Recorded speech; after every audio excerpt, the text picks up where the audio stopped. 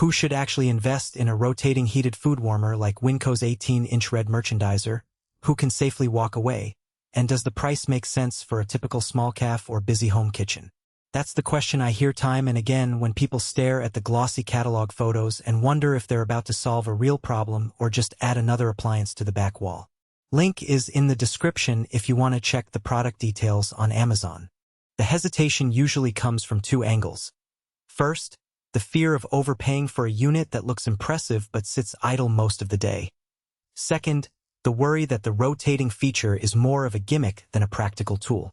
Let's unpack what that looks like in everyday use and decide if the win-win you're hoping for actually exists.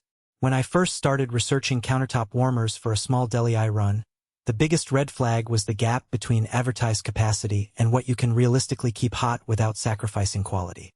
Winco's model promises 3 large racks, a double door for self-service, and a humidity tray to keep baked goods from drying out. Those sound great on paper, but the real test is whether you can keep a mixed lineup, think slices of pizza, trays of chicken wings, and a bowl of roasted vegetables at a safe serving temperature for a 2-hour lunch rush without constant temperature fiddling. I dug into the power rating 1500W, and the fact that it runs on a standard 120V plug, which means it won't need a dedicated circuit. That alone is a practical advantage for anyone renting a space or operating out of a food truck where electrical capacity is at a premium. The rotating motor is the headline feature, and it truly shines when you're dealing with items that need even heat distribution. Imagine you're running a taco bar, and you have a stack of soft corn tortillas that tend to stick together when left flat on a static shelf.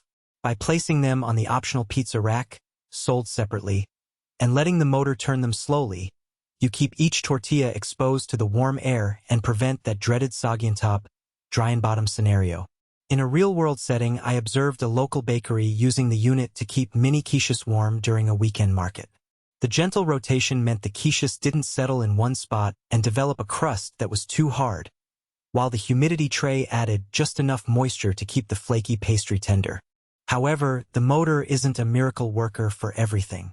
If you're looking to keep a deep casserole or a large pot of chili hot, the 18-inch footprint limits the depth you can load, and the rotation can cause splashing if the container isn't securely sealed.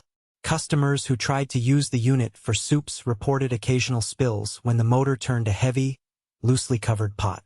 So, if your menu leans heavily on liquid dishes, you might find the design more frustrating than helpful. In that case, a traditional static steam table could be a better match.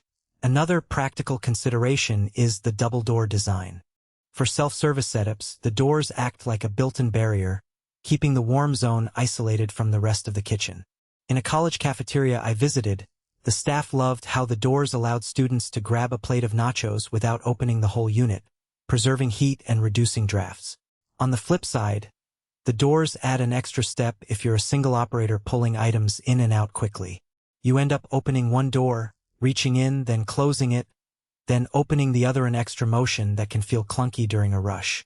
If you're the only person manning a line, you'll want to practice the rhythm or consider a model with a single swing door. One of the less talked about strengths of this Winco warmer is the passive humidity control.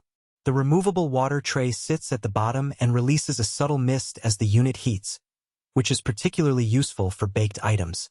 I saw a food truck operator keep a batch of warm pretzels crisp on the outside while staying soft inside, thanks to that gentle steam. For dry foods like breadsticks or croissants, that moisture can make the difference between a pleasant bite and a dry mouthful. The trade-off, however, is that the tray needs regular refilling, especially in a dry climate, and you have to watch for water spillage onto the floor, something you wouldn't think about until you actually run the unit for a few hours. Power consumption is another hidden factor. At 1500W, the unit draws about 13 amps, which is manageable on most circuits, but if you pair it with other high-draw appliances like a grill or a coffee machine, you could flirt with a breaker trip. I ran a quick calculation for a typical 8-hour day, and the electricity cost comes out to just a few dollars.